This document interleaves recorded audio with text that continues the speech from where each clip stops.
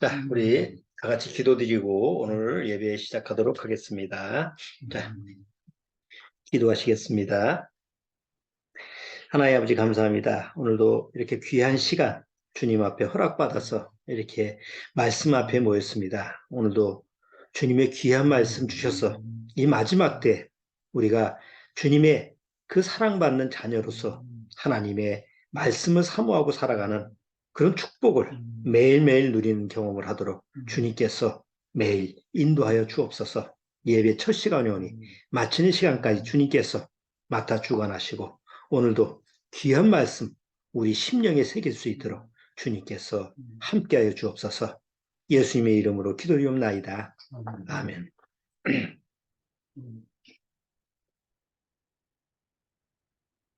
자, 오늘 출애굽기 35장서부터 이제 40장 끝장까지 35장서부터 40장까지 전체적인 내용을 그냥 뭐 다 설명될 수는 없고 나중에 그것은 이제 쭉 그 성막을 하나님의 명령대로 어떻게 이렇게 쭉 이제 지어가느냐라는 설명이니까 여러분들이 읽어보시면 그렇게 어려운 점이 없습니다. 그래서 오늘은 초점을 어디에 맞추냐면 본문 말씀을 잠깐 볼게요. 자, 출애굽기 35장을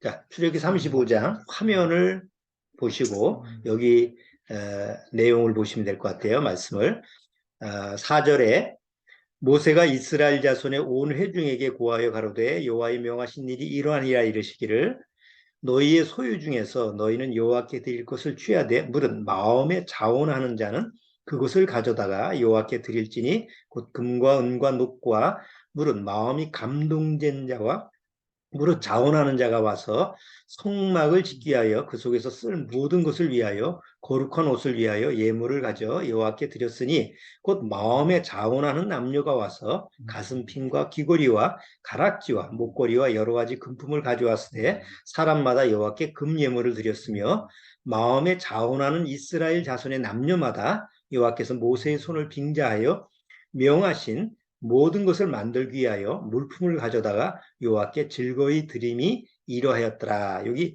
빨간색 표시를 제가 빨간 글씨로 바꾸는 그 문장이 있죠.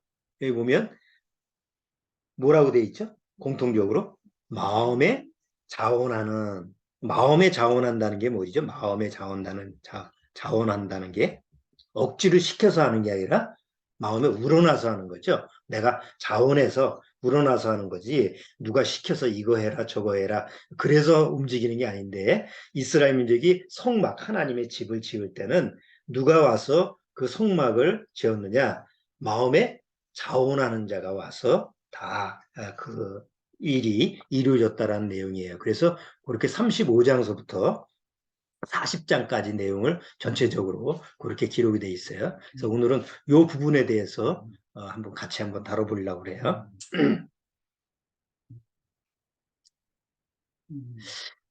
지난주 여러분이 다 아시다시피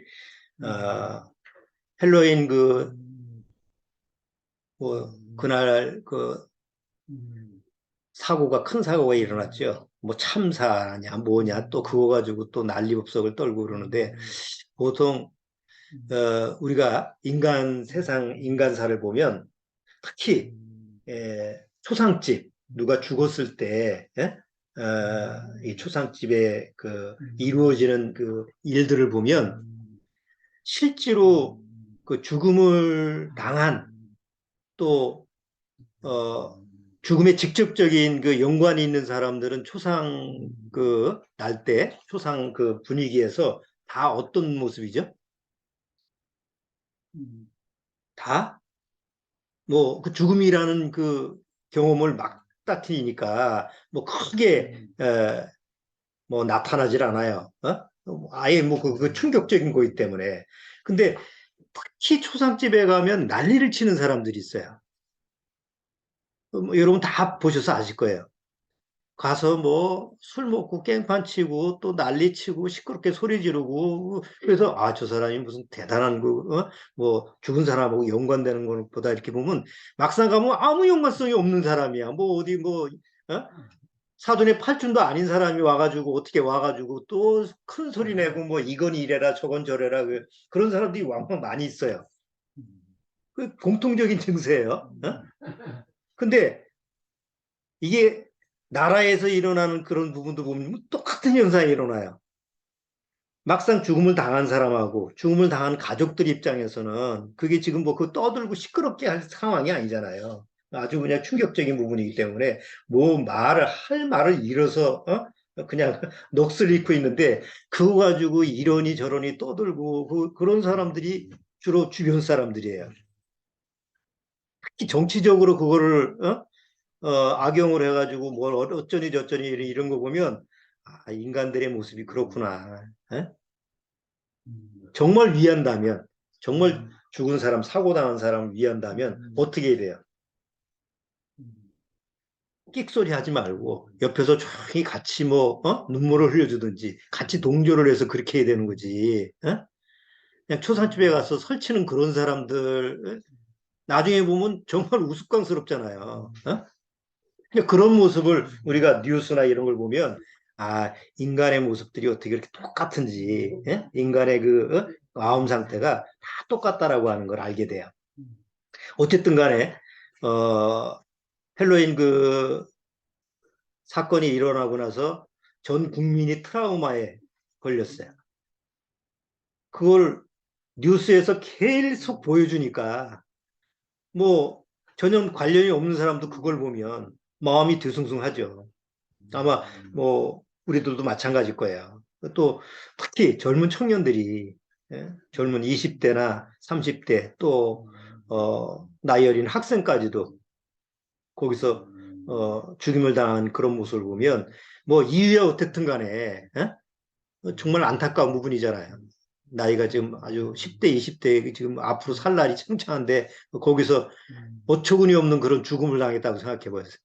뒤에 사람들이 깔려가지고 꼼짝달싹 못하고 또 어떤 젊은 사람들은 서서 죽었다며 앞뒤로 늘려가지고 무슨 샌드위치도 아니고 그 얼마나 그 광경을 보는 것도 얼마나 처참한 모습이에요.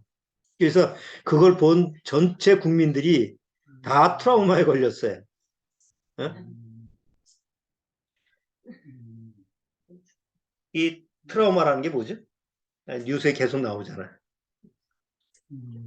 충격적인 거나 아주 무서운 두려운 사건을 경험하거나 아니면 옆에서 목격한 사람들이 그거를 계속 기억하고 그 장면을 계속 잊지 못해가지고 그것 때문에 심리적인 아주 충격, 스트레스를 받는 압박감을 갖는 그런 현상을 트라우마, 뭐, 저 병원 용어로는 외상 후 스트레스 증후군인가? 그렇게 얘기하죠.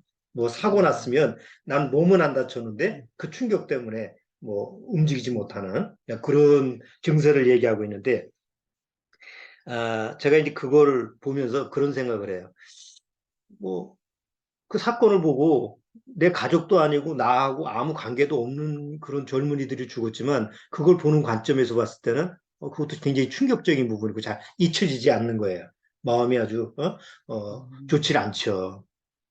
자, 이게 우리나라에서 일어나는 문제잖아요.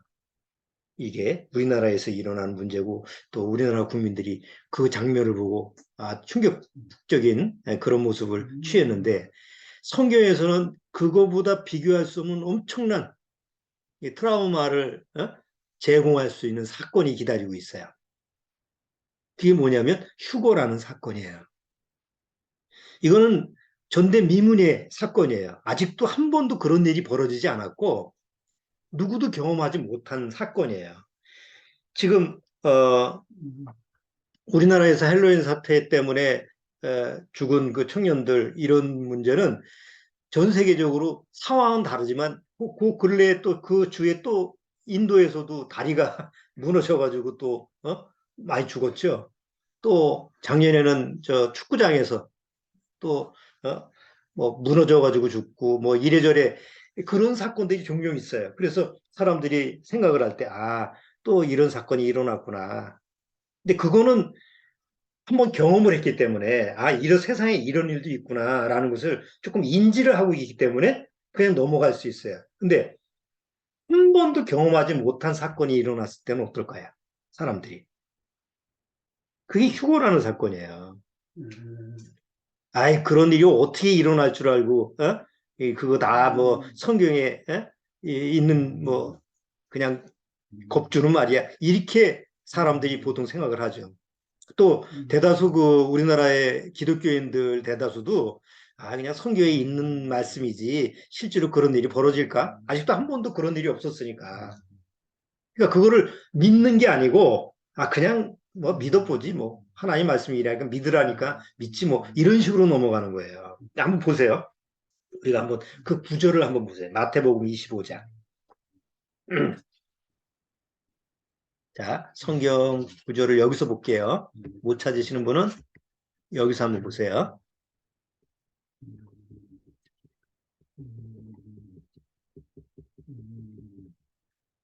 이건 안 되겠네. 이건 여기다 안 해놨네.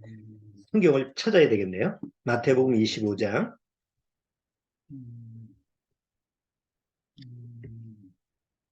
마태복음 25장.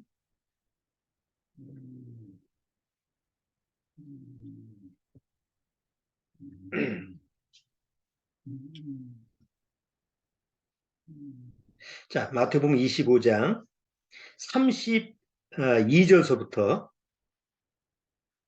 마태복음 25장 32절서부터 24장 32절서부터 제가 천천히 한번 읽어볼게요.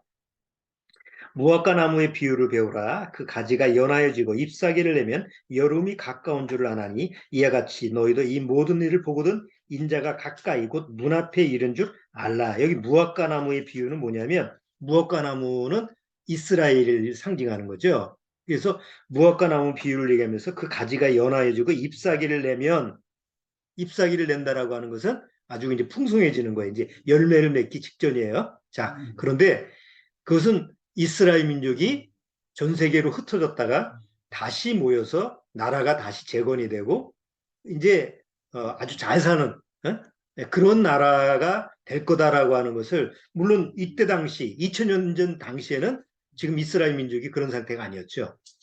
그리고 2000년이 지금 지난 상태에서 보니까 이스라엘 민족이 이 무화과 나무 비유처럼 잎사귀를 내면서 정말 하나님이 원하시는 탐스러운 열매를 맺을 수 있는 그런 모습으로 바뀐 거예요. 그래서 그때가 되면 뭐라고 그랬죠? 33절. 이와 같이 너희도 이 모든 일을 보거든 인자가 가까이 곧 문 앞에 이른 줄 알라. 이렇게 됐죠. 이스라엘 총리가 원래 네타냐후 총리죠. 유명한 네타냐후 총리가 거의 18년 동안 집권을 하다가 작년에 이제 결국 물러났어요. 물러나서 이제 결국 이제 뭐 쫓겨나다시피 이제 물러났는데 다시 6개월 만에 다시 컴백을 했어요. 그래서 다시 지금 선거를 해서 지금 네타냐후가 있는 그 당이 이제 의석수를 많이 차지해가지고 결국은 다시 총리로 되는 것이 확정이 됐어요. 이게 네타냐후라고 하는 사람이 어떤 사람이냐면 굉장히 강경파예요. 그러니까 아랍에 대해서는 팔레스타인 이런 아랍에 대해서는 강경하게 너희들은 함께 할 수가 없어. 그리고 우리 이스라엘 민족의 지금 우리 땅은 뭐 누구한테도 돌려줄 수가 없어. 그래서 외국에서 지금 이제 전 세계에서 들어오는 유대인들이 계속 밀려드는데 그 사람들이 있어야 될 장소가 있어야 되잖아요. 이제 팔레스타인 사람들이 사는 곳을 내쫓고 거기다가 정착촌을 만들어주니까 반발이 센 거죠. 그런데 지난번에 실각을 했을 때는 지금 새로 이제 전에 네타냐후를 내쫓고 새로 들어온 그 당은 이 팔레스타인을 좀 옹호하는 쪽에서 좀 유화하는 그런 정책을 폈는데 별로 그 6개월 동안 이스라엘 민족 이스라엘을 위해서 뭐 한 게 별거 없어요. 인기가 없어요. 그래서 요번에 결국은 다시 네타냐후 총리가 실권을 가지게 되죠. 그럼 다시 이제 옛날처럼 아주 지금 이제 이란에 대해서 이란의 핵무기 이런 그 네타냐후가 전에 이란의 핵무기에 대해서 전 세계적으로 이란을 옹호하고 좀 이란 편 쪽으로 가다 보니까 그 뭐예요? 그 우리로 얘기하면 그 간첩 같은 그런 정보원들을 이란에다 보내가지고 핵시설, 핵 그 무기 만드는 그런 것을 그 자료를 갖다가 몽땅 뺏어와가지고 전 세계에 공포를 했죠. 이란이 지금 이 정도로 지금 핵무기를 개발하려고 그런다. 그래가지고 난리가 났잖아요. 그래서 네타냐후라고 하는 사람이 그런 사람인데 다시 실권을 가지게 되니까 이제 이스라엘 민족이 지금 앞으로 어떤 쪽으로 전 세계적으로 어떤 쪽으로 지금 갈 거냐 이런 부분에 대해서도 우리가 좀 뉴스에 조금 관심을 좀 가져야 될 필요성이 있어요. 어쨌든 간에 이스라엘 민족이 다시 이렇게 잎사귀를 내고 여름이 가까운 줄을 아나니 이와 같이 너희도 이 모든 일을 보거든 인자가 가까이 곧 문 앞에 이를 줄 알라. 문 앞에 이른다는 건 뭐예요? 문 앞에 이른 거는 이제 가까이 온 거잖아요. 자, 34절. 내가 진실로 너에게 말하노니 이 세대가 지나기 전에 이 일이 다 이루리라. 천지는 없어지겠으나 내 말은 없어지지 아니하리라. 그러나 그날과 그때는 아무도 모르나니 하늘의 천사들도 아들도 모르고 오직 아버지만 아시느니라. 노아의 때와 같이 인자의 임함도 그러하리라. 홍수 전에 노아가 방주에 들어가던 날까지 사람들이 먹고 마시고 장가들고 시집가고 있으면서 홍수가 나서 저희를 다 멸하기까지 깨닫지 못하였으니 인자의 임함도 이와 같으리라. 이게 무슨 얘기예요?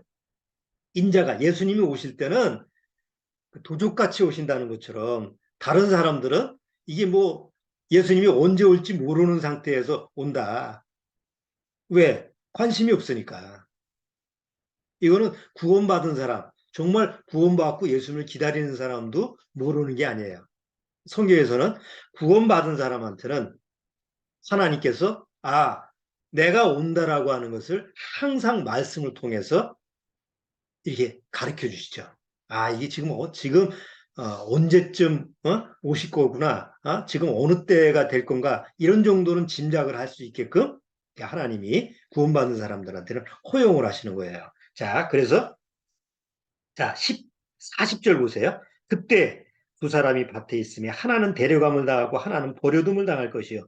두 여자가 매를 갈고 있으며 하나는 데려감을 당하고 하나는 버려둠을 당할 것이니라. 그러므로 깨어있으라. 어느 날에 너희 주가 임하는지 너희가 알지 못함이니라. 너희도 아는 바니 만일 집주인이 도적이 어느 경점에 올 줄을 알았다면 깨어있어 그 집을 뚫지 못하게 하였으리라. 이러므로 너희도 예비하고 있으라. 생각지 않은 때에 인자가 오리라.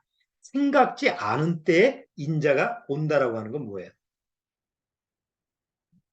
이거는 예수님이 올 때를 아무도 몰라. 어느 때인지 모르니까 뭐 그냥 신경 안 써도 돼. 이 얘기가 아니에요. 한번 보세요. 내가 집이 있는데 마당도 있고 집에 있는데 깜깜해.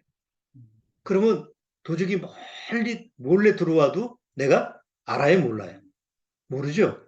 그런데 밖에 불이 환하게 막 불이 켜져 있어. 그러면 도둑도 함부로 못 들어오지만 도적이 들어와서 인기척이 났어. 바로 보면 뭐예요? 누가 지금 들어오려고 하는지 금방 보이잖아요. 그것처럼 구원받은 사람한테는 하나님께서 예수님이 이 세상에 다시 오신다라고 하는 그 약속이 언제 이루어질 거냐라고 하는 것을 뭐 맨날 뭐 며칠 매달 그건 모르더라도 짐작을 할 수 있게끔 하나님이 예지를 주시지만 전혀 관심이 없는 사람들한테는 도저히 언제 올지 모르는 그 시각에 예수님이 오셔서 그 인자의 임함이 그럴 거다. 이렇게 이제 말씀을 하시는 거예요. 그러면서 그때 무슨 사건이 일어나느냐. 두 사람이 밖에서 일을 하고 있는데 요즘 같으면 밖에서 직장 가서 일하고 있는데 구원받은 사람은 하나님이 데려가시고 두 사람이 식사를 하고 있는데 한 사람은 없어지고 이런 사건이 있을 거다라고 여기다가 예언을 해 놓으신 거죠. 한번 생각을 해보세요. 이 말이 그냥 예수님이 하시는 말, 그냥 농담 같이 하시는 말이라고 한다면 그 앞에 뒤에 있는 전체적인 한 예수님의 예언의 말씀은 다 거짓말이 되는 거예요. 그러니까 성경에서 하나님이 말씀하신 것은 100% 거짓말이 되든지 100% 진실이라든지 둘 중에 하나야 되지. 어떤 건 맞고 어떤 건 틀리고 어떤 건 진실이고 어떤 거는 거짓말이 될 수가 없어요. 그래서 성경의 창세기 1장서부터 마지막 요한계시록까지 모든 말씀은 한치의 어긋남도 없이 거짓말이 있어서는 안 돼요. 그러면 지금 여기 한 사람은 내려가고 한 사람은 남게 된다라는 이 휴거에 관련된 말씀도 거짓말이 될 수가 없죠. 그러면 그것이 이제 어느 날 우리한테 약속대로 오면 그럼 어떤 상황이 벌어질까요? 이게 할로윈에서 죽은 사람 때문에 트라우마, 왜, 경험을 하는 그런 경험하고 비교가 할 수 없는 경험이에요. 한번 생각을 해보세요. 지난번에 젊은이가 압살을 해서 죽었어. 그런데 뭐 다 분장을 해가지고 신분증이 없어. 어떻게 신분을 확인할 길이 금방 없어. 얼굴도 뭐 치장을 하고 그랬으니까. 그런데 어쨌든 이래저래 해서 간신히 찾았어. 그래서 부모님한테 연락을 해가지고 와서 뭐 어쨌든 뭐 그 죽은 자식에 대해서 뭐 처리를 할 수가 있잖아요. 그거는 죽음이라는 그 아주 끔찍한 경험이라 하더라도 그것을 어떻게 수습할 수 있는 그런 해결 방법이 있는 거예요. 그런데 휴거라고 하는 것은 사람 자체가 없어요. 그럼 어떻게 수습을 할 거냐고. 없어진 사람은 없어진 걸로 끝나는 거지만 남아있는 사람들이 트라우마는 이 수가 없는 거예요. 예를 들어서 지금 자식이 죽었어. 너무 고통스러워, 괴로워. 그렇지만 죽은 시신을 어떻게 해요? 장례를 치렀잖아요. 그럼 장례를 치르면 사람이 아무리 자식이 내 사랑하는 자식이 죽었다 하더라도 일을 장례를 치러서 일이 끝나면 사람은 잊혀지게 돼 있는 거예요. 일이 끝냈으니까. 그런데 자식이 행방불명됐어. 시신도 못 찾아. 어디 가는데 찾지를 못해. 그러면 10년이 걸리든 20년이 걸리든 그 자식에 대한 부모는 어떻게 해요? 기다리는 수밖에 없어요. 어디 가서 죽었는지 살았는지도 모르지만 이 시체를 확인하기 전까지는 그 문제가 해결이 안 된다는 거예요. 자, 그러면 먼저 구원받은 사람들은 가족이 있고 친지가 있고 친구가 있고 다 이웃이 있고 아는 사람이 있어요. 오늘 사고 나서 죽었으면 장례식에 와서 곡하고 슬퍼하고 그리고 장례를 마치고 딱 매듭이 지어지면 끝나는 거지만 사람이 없어지고 나서 나머지 사람들은 그 상황을 어떻게 결론 지을 거야? 우리가 한 번도 경험하지 못한 경험이지만 막상 그 상황이 벌어졌을 때 그 이후의 문제를 생각해 보면 그게 보통 문제가 아니에요. 한번 진지하게 한번 생각해 보세요. 내가 구원받고 나서 내가 휴거를 당해서 하나님이 오라고 그래서 나 갔어요. 근데 나머지 뭐 부모, 형제들은 구원을 못 받아서 남았어요. 그러면 내가 적어도 구원받은 사람이라면 살아있을 동안 무슨 얘기를 할까요? 휴거에 대한 얘기를 할 거예요.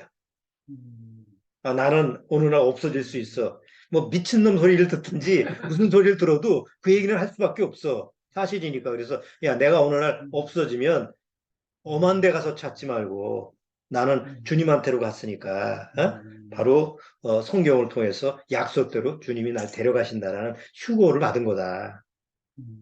그렇게 알고 있으라. 그런 얘기가 가족들 중에서 알고 있다고 한다면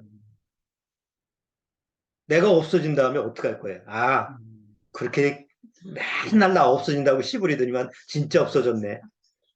그리고 종결. 그리고 끝내겠어요? 그 사실을 알면 보통 충격이 아니에요. 왜 남은 사람 입장에서는 나는 안 믿었는데 진짜네? 정말이었네? 그리고 어떻게 해요? 그거를 어떻게 결론을 내릴 거예요? 제 생각할 때는 많은 사람이 극단적인 선택을 할 수도 있다고 생각을 해요. 구원받지 못한 사람은 나머지 중에서 그걸 지식적으로만 들었던 사람들 중에서도 아, 이게 진짜였구나 하고 나서 그거를 심리적으로 그걸 견디지 못하는 사람은 극단적인 선택을 할 수도 있는 사람도 있을 거라고 생각을 해요. 근데 더 큰 트라우마를 겪는 사람은 뭐냐면 자기가 정말로 올라갈 거라고 믿었던 사람들. 개조에는 목사도 있을 거고. 그렇잖아요? 정말 구원받았다고 생각하고 난 휴거 때 당연히 나 올라갈 사람이야. 아니 우리나라의 기독교인들 중에서 휴거라고 하는 것을 들은 사람 중에서 나는 안 갈 거라고 생각하는 사람 없어요.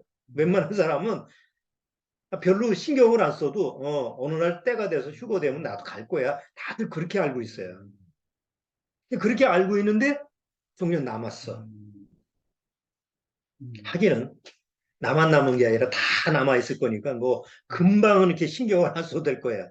그런데 어느 날 전 세계적으로 일어난 문제니까 아무리 소규모 소수의 사람이 올라갔다고 해도 전 세계적으로 한시에 일어난 일이기 때문에 그게 문제가 안 될 수가 없잖아요. 뉴스에도 나오고 뭐 없어졌다, 누가 갑자기 없어졌다, 뭐 이런 얘기가 전 세계적으로 일어났을 때 전 세계인들이 그 사건 때문에 트라우마에 걸릴 거라는 거죠. 물론 뭐 남은 사람이 어떻게 할 거냐까지 뭐 걱정할 수는 없지만 이제 그런 부분을 요번 주에 그 할로윈 사태 때문에 일어난 그 죽음의 문제를 보고 야 우리가 휴거가 일어나면 그때 일어나는 그 사건에 대해서 남은 사람들이 어떤 트라우마에 빠질까. 보통 일이 아니겠구나. 이런 생각을 한번 해봤어요. 자, 오늘 뭐 설교는 그 얘기가 아닌데 헬로윈 사태 때문에 한번 짚고 넘어가야 될 것 같아서 한번 그런 얘기를 같이 한번 해봤어요. 자, 오늘 본문처럼 하나님께서 원하시는 사람은 누굴까? 하나님과 나와의 관계 속에서 하나님께서 원하는 사람, 물론 구원받은 사람이죠. 근데 거듭난 사람이에요. 그런데 하나님께 거듭난 사람이지만 그래도 하나님이 늘 하나님과 사랑의 관계를 맺으면서 하나님이 기뻐하는 사람은 누굴까? 오늘 출애굽기 35장서부터 40장까지 그 내용에서 쭉 나오는 내용처럼 하나님의 집을 지을 때, 성막을 지을 때 어떤 마음 상태로 하는 사람이냐? 바로 마음에 자원하는 사람이다라는 것을. 이 마음에 자원한다라고 하는 것은 스스로 원해서 한다라는 건 세상에서도 굉장히 중요한 부분이죠. 애들이 공부하는 거 내가 한번 생각해 보는 거야. 나도 자원해서 공부하는 스타일은 아니었기 때문에 그 공부에 대해서는 정말 공부가 좋아서 그냥 너무 즐거워서 하는 애가 과연 몇이나 될까? 별로 안 될 것 같아요. 정말 공부가 좋아서 하는 애들이 과연 있을까? 뭐 이런 의문점도 드는데 어쨌든 간에 공부를 내가 자원해서 이렇게 시키지 않아도 이렇게 알아서 하는 아이들이 있잖아요. 이렇게 시키지 않아도 이렇게 공부를 시켜보면 그냥 잔소리해가지고 이거 해라 저거 해라 이렇게 안 해도 그냥 자기가 알아서 하는 아이들이 있어요.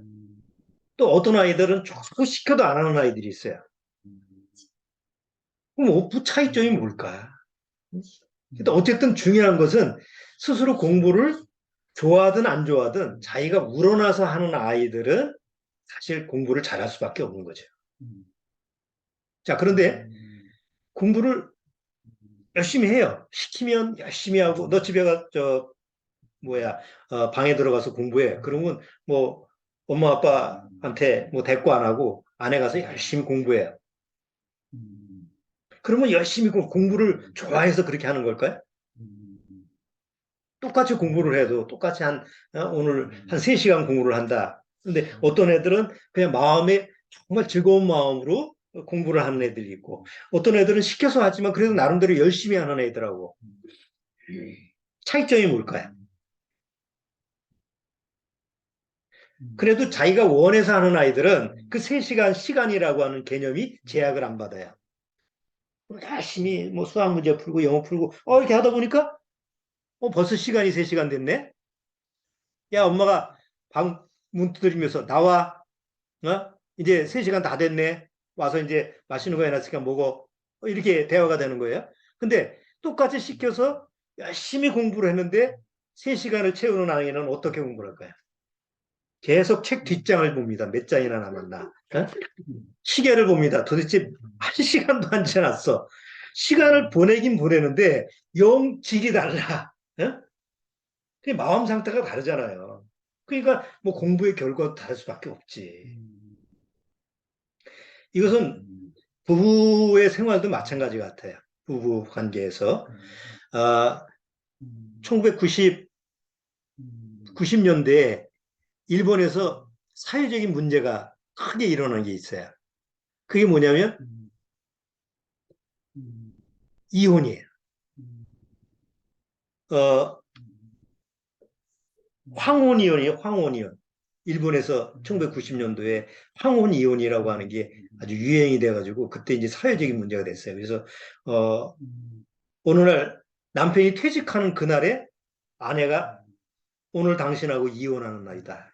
이 선포를 하니까 그래서 사람들이 많이 죽었어요. 남편들이 많이 죽었어요. 왜냐하면 아니 여태껏 30년, 40년을 같이 살았는데 아무 군소리 없이 꽉꽉 밥 잘해줘, 자녀 키우면서, 부부 생활하는데 아무 뭐 문제 없이 잘해줬어. 그러니까 아무 문제가 없다고 생각하는 거예요, 남편 입장에서는. 그래서 이제 퇴직하는 날, 남편은 어떻게 생각하냐면, 이제 퇴직하고 나서 나는 새로 시작하는 날이다. 이제 직장 생활, 지금까지 지겨웠던 직장 생활을 관두고, 그걸 뭐 연금을 받아가지고, 나중에 뭘 받아가지고, 이제 노후에 어떻게 낚시도 다니고, 뭐도 다니고, 이렇게 해야지, 어? 여전히 내 마누라는 지금까지 3, 40년 동안 나한테 이렇게 해준 것처럼, 나머지 노후도 그렇게 해주겠지? 이런 생각만 가지고, 이렇게 퇴직하는 날인데, 아내는 어떤 생각을 했냐면, 퇴직하는 날이 나의 새로 시작하는 날이에요. 그러고 나서 남편이 오늘 퇴직하는 날이야 라고 했을 때 이혼 소송합니다. 왜냐하면 일본의 법이 퇴직을 해도 아내가 집에서 일만 했어도 나중에 연금 받는 건 뭐예요? 공로가 인정돼서 딱 반반씩 하는 게 법적으로 그게 돼 있다고 그래요. 그래가지고 그걸 이제 계획을 세운 거지. 퇴직한 그날에 나는 당신과 이별이고 난 자유인으로 살겠어. 그러니까 동상이몽이죠. 남편 입장에서는 그렇고 아내 입장에서. 그래서 그때 인터뷰를 해. 아내는 왜 그랬습니까? 나는 인내의 한계가 왔다고. 더 이상은 더 이상 견딜 수가 없다. 그리고 노후에 나중에 이제 100세 시대인데 남편의 뭐 보호사, 요양보호사로 마지막까지 그렇게 살기 싫다. 이렇게 해서 이제 결국 이혼 이유를 이렇게 얘기해요. 그래서 그 당시에 남편 되는 사람들 많이 죽었어요. 자살하고 막 그래. 충격 때문에. 그러면 한번 생각을 해보세요. 똑같이 30년 동안 식사 때 맞춰 다 해주고 빨래하고 다 집안 다 잘해주고 다 해줬지만 사실 그거는 부부간에 서로 사랑해서 해주는 게 아니에요. 뭐예요? 책임과 의무예요. 그러니까 똑같이 해줘도 책임과 의무도 의무감으로 해줄 수 있다는 거죠. 사람, 내가 좋아해서 내가 자원하는 마음으로 밥도 해주고 빨래도 해주고 같이 뭐 심지어 잠자리까지 해줄 수도 있어요. 예? 정말 좋아해서 할 수도 있어요. 그러나 책임과 의무도 얼마든지 해줄 수 있다는 거죠. 그렇잖아요. 그런데 외형적으로 봤을 때는 그게 아무 문제가 없는 것처럼 보이는 거예요.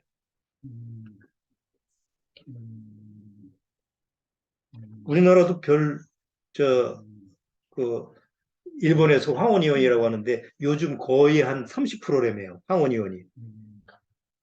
신혼, 결혼하는 지금 신혼부부들, 결혼하는 신혼부부보다 프로테지가 더 높대. 황혼이혼하는 게.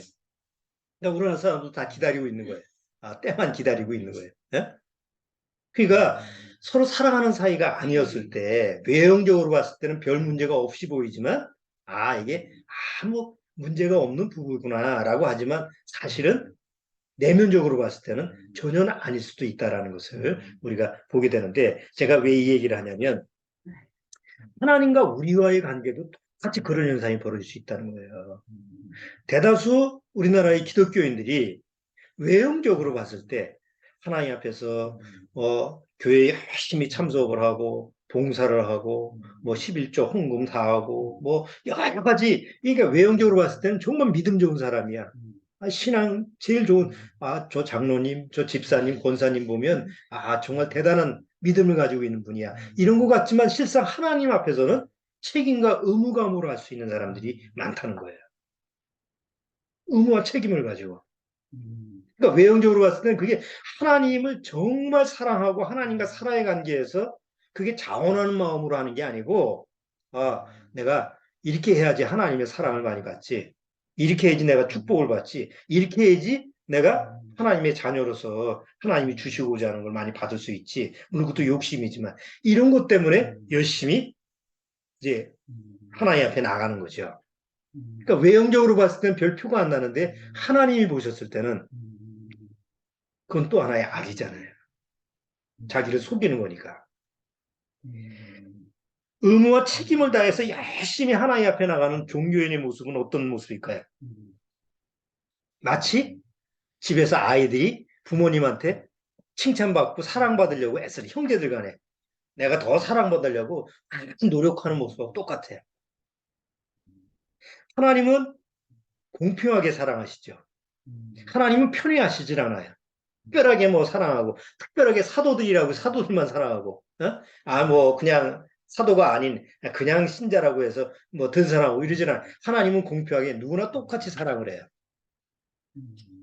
근데 거듭나지 못한 종교인의 모습 속에서 하나님 앞에 나가면 내가 그래도 다른 사람보다 더 사랑을 받으려고 노력하고 애써요. 그러니까 노력하고 애쓰니까 뭘 열심히 해야 돼요? 공부도 열심히 해야 돼요. 사랑을 받으려고 공부도 열심히 해야 돼요. 성적도 좋아야 돼요.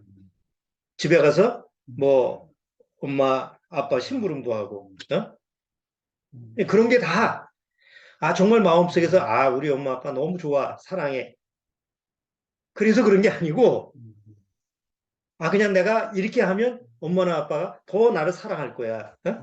이렇게 하면 용돈을 더 주실 거야. 그러니까 주고받는 어떤 거래처럼 이렇게 하나님 앞에 나가는 사람이 많다는 것이야. 아니 우리가 옛날 어린 시절에 이렇게 자라면서 물론 주로 이제 엄마 아빠가 시키면 시키는 대로 이제 입이 튀어나오라고 그냥 짜증 내면서 하지만 가끔가다 이따금씩 우러나서 하고 싶을 때가 있어요.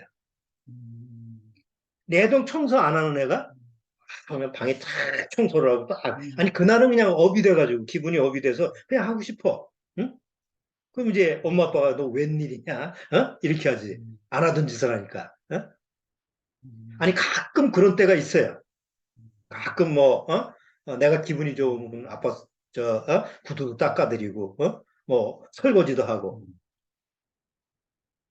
그러니까 가끔 우러나서 할 때가 있지만 그거는 그러니까 이따금씩이고 주로 나머지 부분은 뭐예요? 다 마치 못해서 시켜서 억지로 하고 시켜서 하는 건 마음에서 뭐가 나오죠?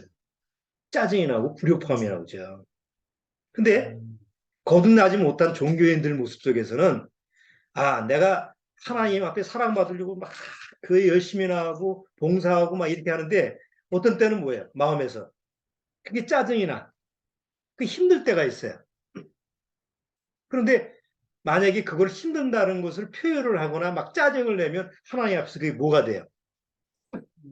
죄가 된다, 죄가 된다라는 것을 알잖아요. 이게 죄구나. 이렇게 짜증내면 안 되지. 하고 스스로 그걸 억지로 참고 억지로 뭐 그걸 스스로 막는 거예요. 근데 그게 언제까지 할 수 있을까요? 그래서 거듭나지 못한 사람의 종교인의 한계점이라는 게 있는 거예요. 뭐 환경이 나빠지거나 아니면 상황이 안 좋아지거나 내가 원하는 일이 딱 안 이루어지면 뭐 기도들 많이 하잖아요. 그래서 기도 열심히 하는데 내가 원하는 게 안 이루어지면 그 다음부터 마음에서 이제 하나님 앞에 이제 등지는 거예요. 내가 여태껏 하나님을 위해서 이렇게 다 했는데 이것도 안 해줘? 이것도 못 해줘? 그래서 오히려 등지고 마치 자식하고 똑같아. 부모가 나한테 해준 게 뭐 있다고 뭐 이래. 그러면서 오히려 부모님을 등지는 그런 모습하고 그런 불평불만이 막 나오는 게 거듭나지 못한 종교인의 모습에서 나오는 거예요. 그게 표출이 안 되는 것 뿐이지.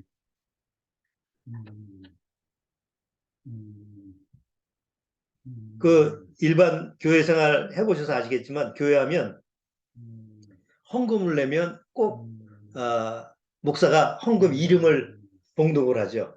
아무개 집사님 감사헌금 하셨습니다. 아무개 뭐 장로님 뭐 모시 했습니다. 아무개 성도님 오늘 돌잔치 해가지고 얼마 감사했습니다. 뭘 해가지고 뭐 종목이 쭉 많아. 그건 설교 시간보다 더 길어. 그거 이름 낭독하는 게. 그럼 사람들이 생각할 때는 처음에는 어때요? 왜 저런 걸 낭독을 해주고 그래. 그냥, 뭐 냈으면 내는 거지. 하지만 어느 날 자기도 한번 기분 내서 한번 이름을 해서 감사헌금 아무개 딱 썼는데 목사님이 거기서 딱 아무개 감사헌금 냈습니다. 그럼 마음이 어때요? 자기 이름 불러주면 아주 흐뭇해요. 그래가지고 너도 나도 내는 거예요. 그게 마음에 우러나서 하는 게 아니고, 결국은 누구의 의를 드러나기 위한 거예요. 그게 하나의 방법이지. 자기 의를 드러나기 위해서 그런 모습을 취해지면 사람들이 하지 말라고 해도 너도 나도 해. 이름 안 불러주면 절대로 안 해. 내 이름 안 불러주는데 내가 하든 안 하든 뭐 누구도 모르는데 뭐. 그러니까 그런 심리를 이용을 해서 교회에서 이제 그런 일을 하는 거예요. 한번 생각을 해보세요. 예를 들어서 한 얘기지만 하나님이 원하는 게 그 돈 몇 푼이겠냐고. 그럼 돈 몇 푼 내가지고 자기 이름 불러주면 그게 하나님이 기뻐하는 모습이에요? 누가 기뻐해? 목사가 기뻐하지. 돈이 들어오니까. 하나님이 기뻐하는 게 아니에요. 그러니까 하나님이 지금 이스라엘 민족 보고 성막을 지라고 그러잖아요. 그럼 성막을 이렇게 만드는데 만약에 자기 의로 자기 의를 내세우기 위해서 하는 사람들이 모였다고 생각해 보세요.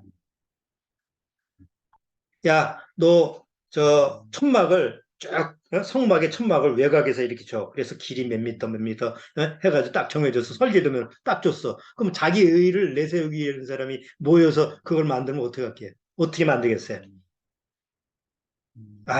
요거 명령은 이래도 요게 잘 안 보이니까 돋보이기 위해서 더 잘 보이기 위해서 난 내 아이디어로 거기다 넣을 거예요. 그리고 아래다가 자기 사인 하나 딱 넣고 이게 내가 한 거다. 그럴 소지가 많은 사람들이. 그러면 나중에 만들어 놓으면 뭐가 되겠어요? 하나님의 집이 되겠어요? 아니면 권리 쪽 관리 때는 인간의 집이 되겠어요? 안 되는 거예요. 그래서 하나님이 성막을 만들 때는 마음에 자원하는 자가 오는 거예요. 정말 마음이 우러나는 사람. 이거는 내가 원하는 걸 짓는 게 아니라 하나님이 원하시는 걸 짓는 거야. 그래서 하나님이 뭐라고 명령하시면 거기에 하나도 덧붙이지 않고 그냥 하나님의 명령대로 움직일 수 있는 사람. 자, 출애굽기 40장을 한번 보세요.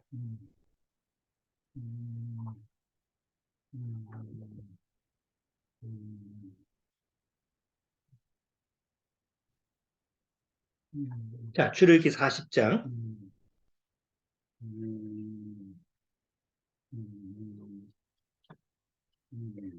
출애굽기 40장.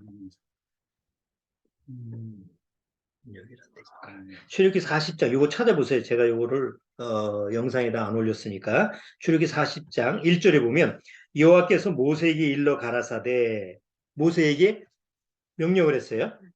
16절 보세요. 모세가 그같이 행하되 곧 여호와께서 자기에게 명하신 대로 다 행하였더라. 19절 또 성막 위에 막을 피고 그 위에 덮개를 덮으니 여호와께서 모세에게 명하신 대로 되니라. 21절 좀 아래에서 보면 여호와께서 모세에게 명하신 대로 되니라. 24절 그 바로 앞에도 여호와께서 모세에게 명하신 대로 되니라. 25절 또 여호와 앞에 등잔에 불을 켜니 여호와께서 모세에게 명하신 대로 되니라. 다 뭐예요? 여호와께서 명하신 대로 되니라. 명하신 대로. 거기에 인간의 생각은 인간의 아이디어 뭐 인간이 고안하는 건 절대로 들어가면 안 돼.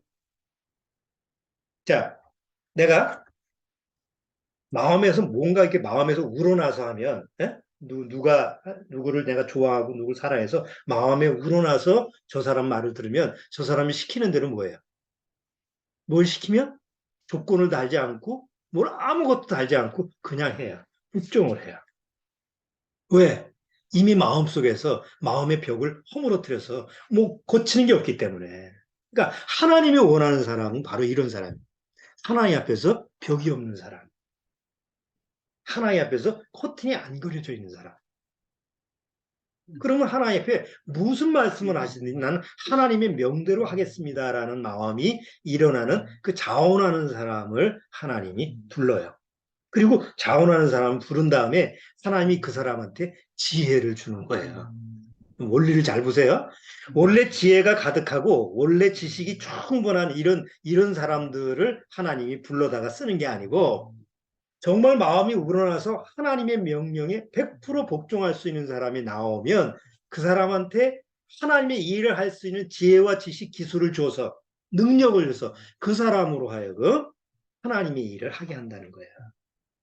이게 하나님의 그 일의 방법이에요. 하나님이 도구로 사용하는 도구의 방법이에요. 여기 잠깐 볼게요. 37장 한번 보세요. 30장에 36장. 자, 36장 보세요. 36장 1절에 부살렐과 오홀리압과 및 마음이 지혜로운 사람 곧 여호와께서 지혜와 총명을 뭐라고 그랬죠? 부사. 마음이 지혜롭다는 건 하나님 앞에 자원하는 마음을 가지고 있는 사람. 그게 지혜 있는 자죠. 하나님 앞에 정말 하나님 앞에 기꺼이 자기를 드릴 수 있는 이런 사람이 하나님 앞에 왔을 때 하나님은 지혜와 총명을 그 사람한테 부어줬다는 거예요. 그리고 하나님의 일에 도구로 사용하시는 거예요. 자, 거듭난 사람은 정말 거듭난 성도는 하나님 앞에서 이런 자원하는 마음을 가지고 있어야 돼요. 우선 예수님 안에서 하나님의 사랑을 누리고 살아가요. 거듭나지 못한 종교에는 하나님 앞에 사랑을 받으려고 막 나아가잖아요. 아직은 사랑을 못 받은 거예요. 하나님 앞에 사랑을 받으려고 열심히 노력하는 사람이에요. 그런데 이미 구원받은 사람은 뭐예요? 이미 하나님의 사랑을 받은 사람이에요. 한번 요한 1서 요거는 여기 화면을 참조하시면 될 것 같아요. 자, 요한 1서 3장 여기 보세요. 안 찾으셔도 돼요. 요한일서 3장 1절에 보면 보라 아버지께서 어떠한 사랑을 우리에게 주사 하나님의 자녀라 일컬음을 얻게 하셨는고 우리가 그러하도다. 아버지께서 어떠한 사랑을 우리에게 줄까? 이게 아니죠. 주셨어. 이 주사 하나님의 자녀라 일컬음을 얻게 하셨는고 이거는 안다는 거예요? 모른다는 거예요? 야, 하나님이 어떠한 사랑을 우리한테 줬니? 알잖아. 그러니까 아는 사람한테 얘기하는 거죠. 모르는 사람한테 이게 하나님의 사랑이야 라고 가르쳐 주는 게 아니라는 거예요. 그래서 정말 거듭난 사람은 어떤 의무와 책임이라고 하는 것을 가지고 하나님 앞에 나가는 게 아니에요. 하나님의 사랑을 누리기 때문에 거기에 맞는 의무와 책임도 감당하는 거지. 순서가 바뀌질 않아요. 하나님의 사랑을 받기 위해서 열심히 의무와 책임을 다하는 사람이 아니라는 거예요. 자, 두 번째는 시키지 않아도 하나님의 일에 열심히 동참해요. 누가 시켜서 성경을 읽고 누가 시켜서 봉사를 하고 누가 시켜서 예배에 참석하고 누가 시켜서 이래라 저래라 이렇게 해서는 안 돼요. 그 마지못해서 하는 거라고 한다면 그거는 그건 하나님이 원하는 자세가 아니에요. 시키지 않아도 우러나서 하는. 그래야지 즐거운 마음을 갖죠. 여기 한번 다음 단 베드로전서 5장을 보면 여기 이제 목회자들한테 하는 얘기인데 여기 보세요. 너희 중 장로들에게 고난오니 나는 함께 장로된 자여 그리스도의 고난의 증인이요 나타날 영광에 참여할 자로라. 너희 중에 있는 하나님의 양무리를 치되 부득이함으로 하지 말고 부득이함이라는 게 목사 안수를 받았으니까 내가 장로가 됐으니까 아이고 내가 뭐 의무와 책임을 가지고 있으니까 해야지 이러면 안 된다는 거예요. 부득이함으로 하지 말고 오직 하나님의 뜻을 조차 뭐로? 자원함으로 하며. 마음에 우러나서 해야 된다는 거예요. 자원함으로 하며 더러운 일을 위하여 하지 말고 오직 즐거운 뜻으로 하며. 또 세 번째는 만약에 고난과 역경이 닥쳐 우리가 주님을 따라가는데 마땅히 고난이 따라오죠. 그러면 여러 가지 고난과 역경이 왔을 때 에이, 난 못하겠어. 내가 이러려고 내가 하나님을 쫓았어? 이러려고 구원받았어? 내가 이렇게 비참하게 살려고 내가 거듭났나? 이래서는 안 된다는 거예요. 예수님이 고난도 함께 주셨다고 그러잖아요. 뭐 예를 들어서 고린도 교회의 성도들 보여요. 고린도 후서를 보면 형제들아 하나님께서 마게도냐 교회들에게 주신 은혜를 우리가 너에게 알게 하노니 환난의 많은 시련 가운데서 저희 넘치는 기쁨과 극한 가난이 저희로 풍성한 연물을 넘치도록 하게 하였느니라. 내가 증거하니 저희가 힘대로 할 뿐 아니라 힘에 지나도록 자원하여 이 은혜와 성도 섬기는 일에 참여함에 대하여 우리에게 간절히 구하니. 이게 무슨 얘기냐면 마게도냐 교회들에게 주신 은혜, 마게도냐 사람들 중에서 많은 구원받은 사람들인데 얼마나 핍박이 심한지 아주 가난도 극심한 가난이에요. 그냥 가난이 아니고 극심한 가난이. 극심한 가난이라고 한다면 먹을 것도 없는 거 아니에요. 그럴 때 남 돌볼 생각이 나요, 안 나요? 안 납니다. 그런데 또 다른 뭐 예루살렘 교회라든가 아주 힘든 형제자매들이 있다. 우리가 도와야 된다라고 얘기를 하니까 극심한 가난 때문에 환난 때문에 고통을 당하는 가운데 속에서도 오히려 더 힘에 지나도록 돕더라. 이런 일은 세상에 있을 수가 없어요. 그렇잖아요? 내가 극심한 가난인데 내가 가난한 자를 도울까요? 세상에서는 어떤 게 있지? 내가 여유가 있어야지 돕는 거예요. 그렇죠? 내가 여유가 있어야 이제 헌금도 하는 거지. 돈 한 푼 없는데 무슨 헌금을 해. 이게 우리의 공통적인 상식이잖아요.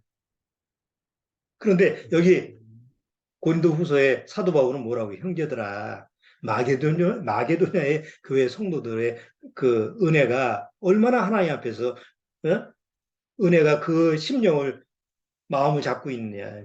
극심한 가난과 환난 중에서도 다른 형제들을 돌보는 그런 마음에 힘쓰는 자들이더라. 쉬운 일은 아니죠.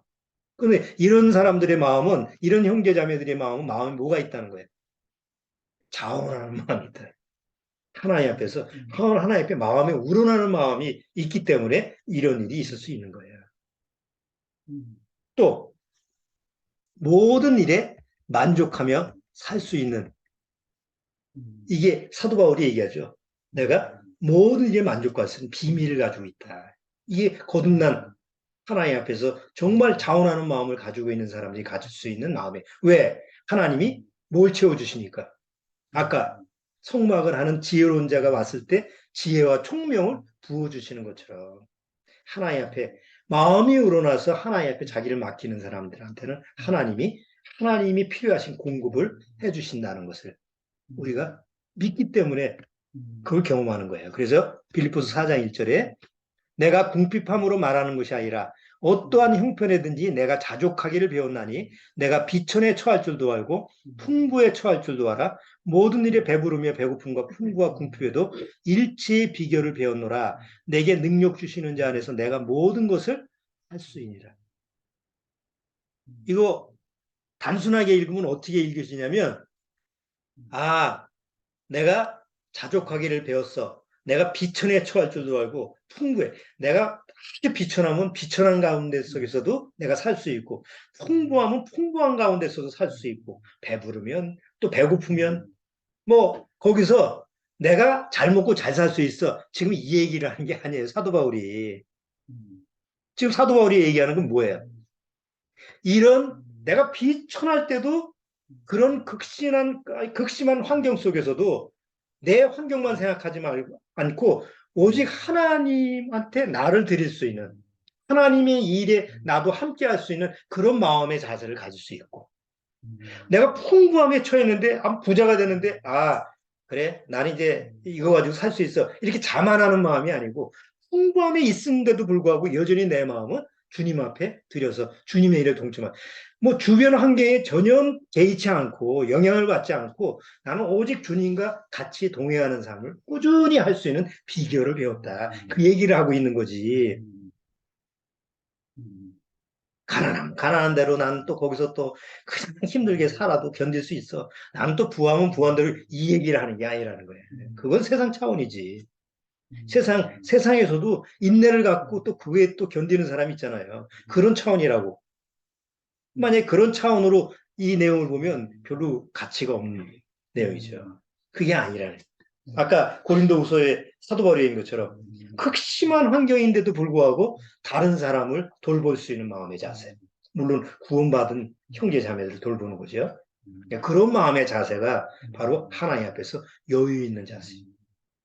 마음에 자원하는 자세다. 이런 부분을 이제 신약에서 우리가 살펴볼 수가 있는 거예요. 자, 그래서 결론을 한번 내려보죠. 오늘 출애굽기 33장, 34장, 아니 35장서부터 50장, 아니 40장까지 잠깐만요.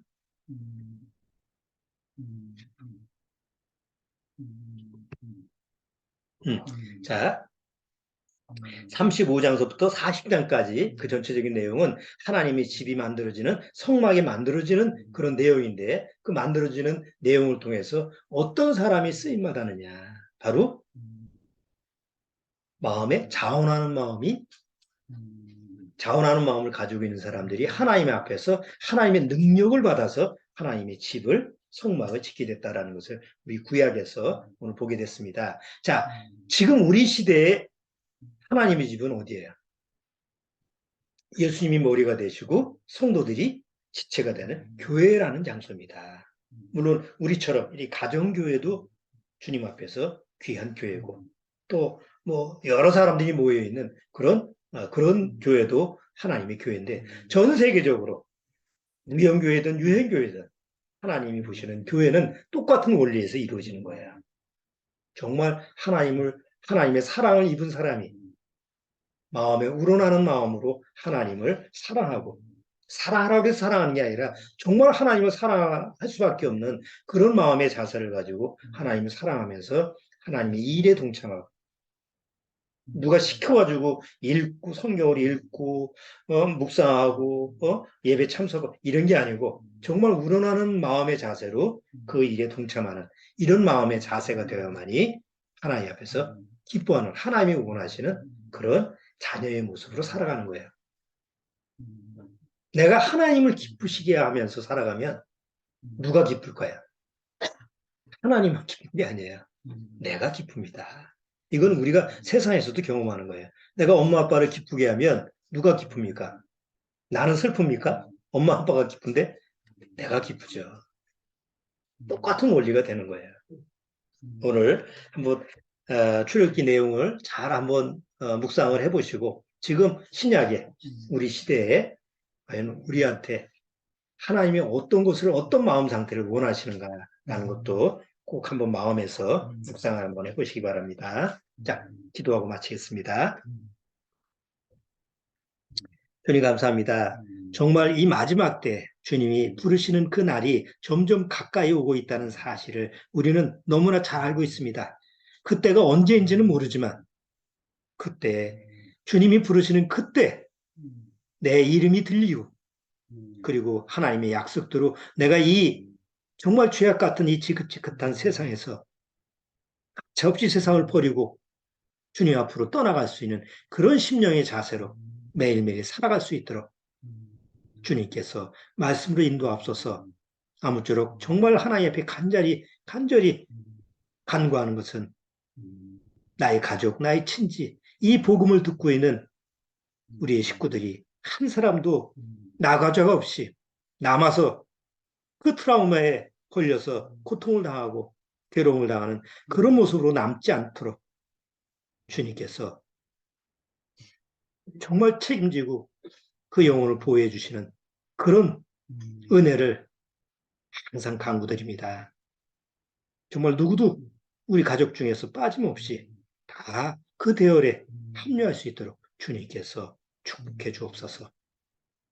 예수님의 이름으로 축원합나이다. 아멘.